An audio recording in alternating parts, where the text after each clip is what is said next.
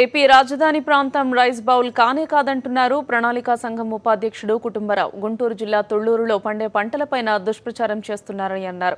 Sivaramakrishnan committee నివేదిక తప్పని, తుళ్లూరులో ఉండే పండే పంటలపైన జాతీయ స్థాయిలో తప్పుడు ప్రచారం చేస్తున్నారని కుటుంబరావు అన్నారు. ఆంధ్రప్రదేశ్ దీంట్లో మల్టీ క్రాప్ ల్యాండ్స్ ఉన్నాయని చెప్తున్నారనమాట. ప్లానింగ్ డిపార్ట్మెంట్ నుంచి కాబట్టి చెప్తున్నాను. అక్కడ రైస్ అనేది insignificant crop capital రీజన్లో.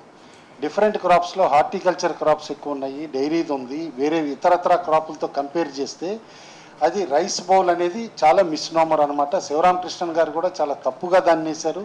In fact tobacco పండిస్తున్నారు అని చెప్పేసి శివరామకృష్ణన్ రిపోర్ట్లో రాశారు.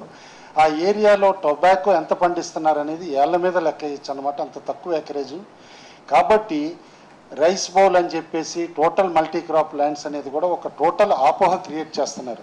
కాబట్టి నేషనల్ లెవెల్లో కూడా ఈ తప్పుడు ప్రచారం చేయొద్దు. రైస్ బౌల్ అని చెప్పేసి ఆ పర్టికులర్ ఏరియా అని చెప్పేసాను. ఆంధ్రప్రదేశ్లో రైస్ బౌల్ అంటే లిటరలీ గోదావరి జిల్లాలు. కాబట్టి ఈ పర్టికులర్గా తుళ్లూరు మండలంలో కానీ క్రాప్ ప్యాటర్న్ చూస్తే ప్రతి మొక్కజొన్న ఎక్కువ, వరి అనేది కూడా తక్కువ.